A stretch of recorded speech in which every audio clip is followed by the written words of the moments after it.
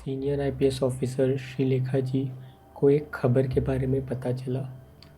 खबर ये थी कि जेल के सेल में एक कैदी ने दूसरे कैदी को गला दबाकर जान से मारने की कोशिश की है।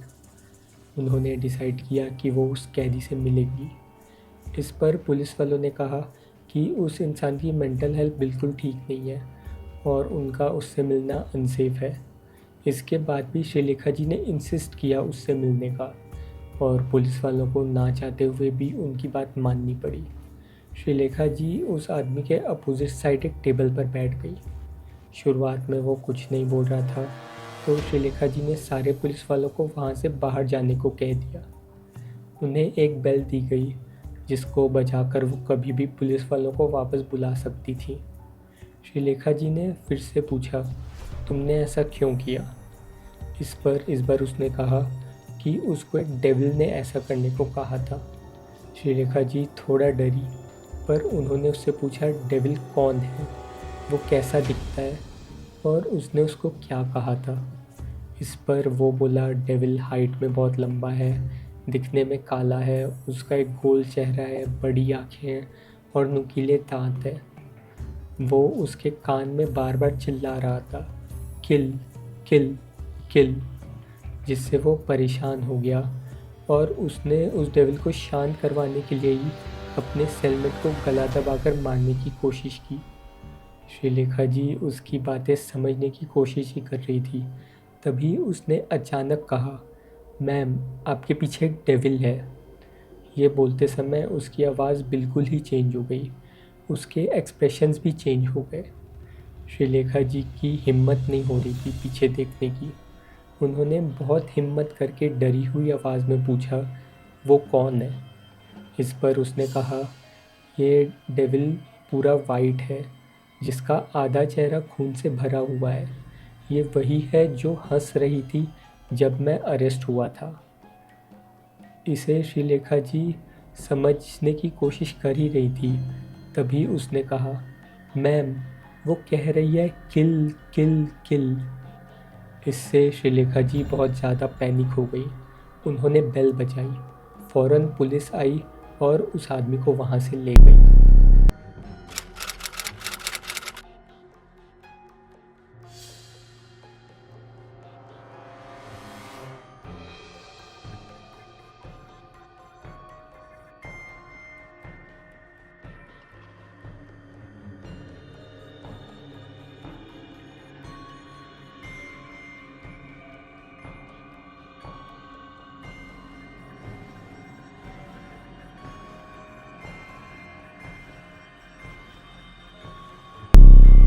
1988 में केडल जेनसन राजा का जन्म एक बहुत ही अमीर और ओवर क्वालिफाइड लोगों के घर पे हुआ था। उसके पापा राजा थंगम एक रिटायर्ड हिस्ट्री प्रोफेसर थे। माँ डॉक्टर जीन पद्मा एक रिटायर्ड कार्डियोलॉजिस्ट थी। बहन कैरोलाइन एक रीसेंट एमबीबीएस ग्रेजुएट थी। उनके साथ उनकी एक बूढ़ी रिलेटिव ललिता भी रहती थी। केडल के सारे परिवार वाले ओवर अचीवर्स थे, लेकिन उसके साथ एक दिक्कत थी। ना तो वो पढ़ाई में अच्छा था, ना ही उसके पास सोशल स्किल्स थी, जिसकी वजह से उसके रिलेशन अपने पापा के साथ बहुत ख़राब थे। उसका कोई दोस्त भी नहीं था, जिसकी वजह से वो पूरा टाइम अपने रूम में वीडियो गेम्स खेलता रहता था और इंटरनेट सर्फ करके बिताता था। परिवार ने उसे यूक्रेन भेजा था मेडिकल की पढ़ाई करने के लिए और ऑस्ट्रेलिया भेजा था इंजीनियरिंग के लिए, लेकिन वो दोनों कोर्सेज से ड्रॉप आउट हो गया, जिसकी वजह से अब फैमिली और उसके रिलेशन और ज़्यादा ख़राब हो चुके थे। फैमिली में कुछ चीज़ें थोड़ी अजीब थी। वो लोग बहुत ही कम बाहर निकलते थे और उनके आस पड़ोस में ज़्यादा बातचीत भी नहीं थी। उनके घर पे जो काम करने आते थे उनको कभी ऊपर वाले कमरे में जाने नहीं दिया जाता था, जो कि केडल का रूम था। केडल के रूम में कोई घर वाला भी अलाउड नहीं था। एक दिन केडल ने अपनी फैमिली वालों से कहा कि वो वीडियो गेम डेवलपर बनना चाहता है, जिसकी पढ़ाई के लिए वो ऑस्ट्रेलिया जाना चाहता है। सारा परिवार खुश हुआ और उसे ऑस्ट्रेलिया भेज दिया गया। थोड़े टाइम बाद ऑस्ट्रेलिया से केडल ने फ़ोन करके बताया कि उसकी एक जॉब लग गई है एक कंपनी में एज अ गेम डेवलपर। ये काम वो घर पे आके भी कर सकता है, इसलिए वो वापस घर आ रहा है। एक चीज़ जो परिवार वालों की बहुत अजीब थी वो ये है कि ऐसा कैसे हो सकता है कि उनके बेटे ने कह दिया और उन्होंने मान लिया कि उसकी जॉब लग गई है। उन्होंने कभी वेरीफाई क्यों नहीं किया इस चीज़ को। अप्रैल 8, 2017 को नेबर्स ने नोटिस किया उनके घर से धुआं उठ रहा था और ऐसा लग रहा था वहाँ आग लगी है। फायर ब्रिगेड को बुलाया गया जिन्होंने आग को बुझाना स्टार्ट किया। घर के अंदर बाथरूम से 4 जली हुई लाशें मिली जिनके टुकड़े किए गए थे। एक ह्यूमन साइज डॉल भी मिली जिसको पहले लाश से कंफ्यूज किया जा रहा था। वेरीफाई करने के बाद पता चला ये लाश Raja Thangam, doctor Jean Padma, Caroline और ललिता की है। केडल मिसिंग था तो सीधा शक उस पे गया। पुलिस ने उसकी सर्च स्टार्ट की। उसकी फ़ोटो हर न्यूज़ चैनल में दिखाई गई, पूछताछ की गई और 2 दिन में उसको रेलवे स्टेशन पर किसी ने रिकॉग्नाइज़ भी कर लिया और उसको गिरफ्तार करके तिरुवनंतपुरम के थम्पानूर रेलवे स्टेशन में लाया गया। नॉर्मली अगर पुलिस किसी को पकड़ती है तो वो डरा हुआ होता है, लेकिन उसके चेहरे पे एक स्माइल थी जो कि काफ़ी डरावनी लग रही थी। इससे भी डरावना ये था कि उसने एडमिट किया कि उसने ही अपने फैमिली के 4 लोगों को मारा है, जिसका कि उसको कोई पछतावा नहीं है। तो हुआ ये था कि अप्रैल 5, 2017 को उसने पहले अपनी मम्मी को बोला कि उसने एक गेम बनाया है जिसको वो उनको दिखाना चाहता है। उसकी मम्मी उसके रूम में चली गई, जो कि उनके लिए भी सरप्राइजिंग था क्योंकि वो किसी को भी अपने रूम में नहीं आने देता था। उसने अपनी मम्मी को कंप्यूटर स्क्रीन के सामने बैठाया और इससे पहले वो कुछ समझ पाती उसने कुल्हाड़ी ली और अपनी माँ के सर पर ज़ोर से मार दिया।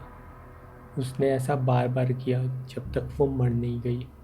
फिर उनकी बॉडी को बाथरूम में छुपा दिया। माँ को मारने के बाद उसने अपने पापा को भी रूम में बुलाया और ज़ोर से सर पर हिट किया। उसके बाद लाश को बाथरूम में छुपा दिया।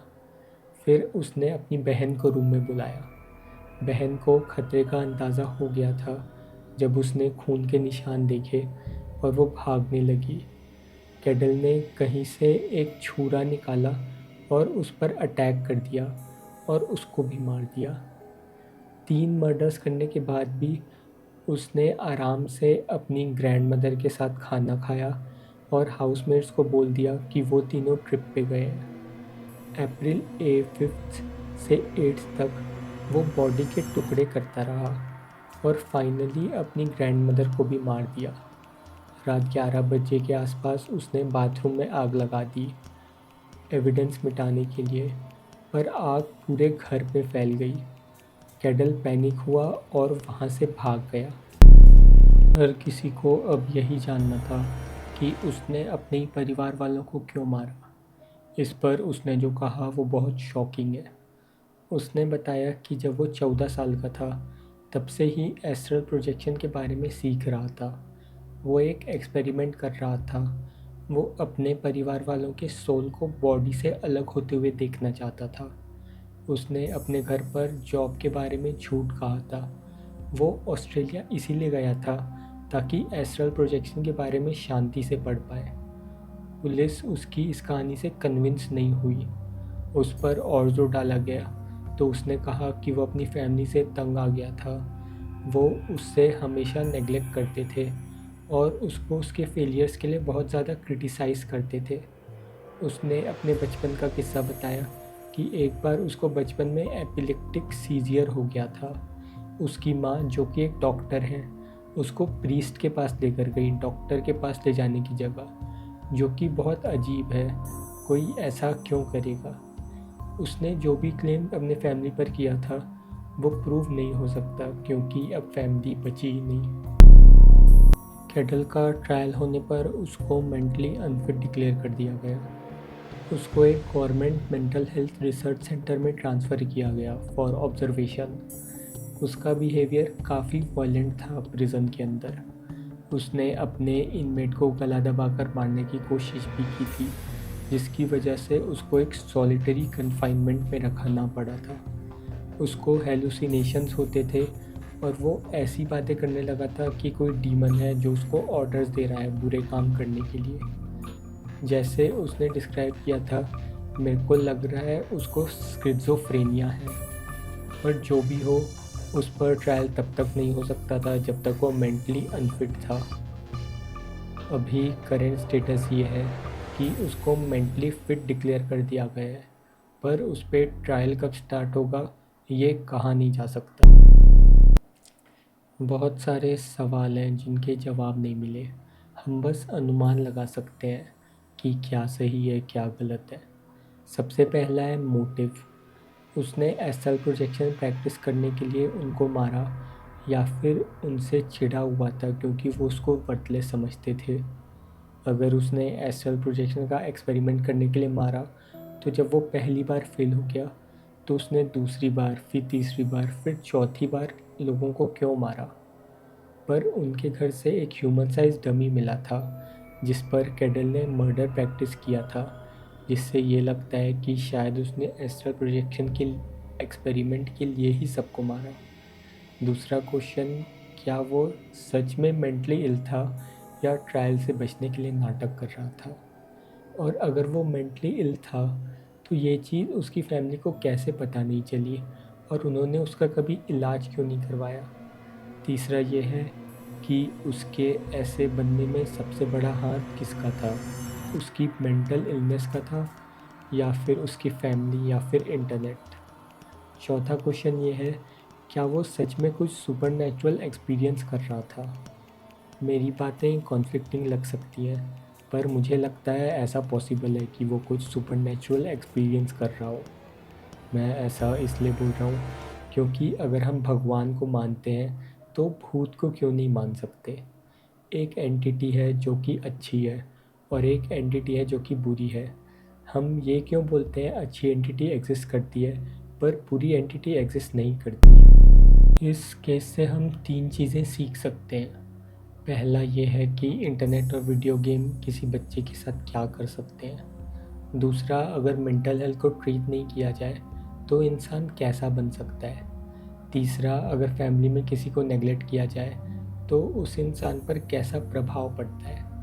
ये केस वैसे बहुत ज़्यादा एक्सट्रीम है, पर अब आपको पता है कि इन 3 चीज़ों को कंट्रोल ना किया जाए तो एंड रिज़ल्ट क्या हो सकता है।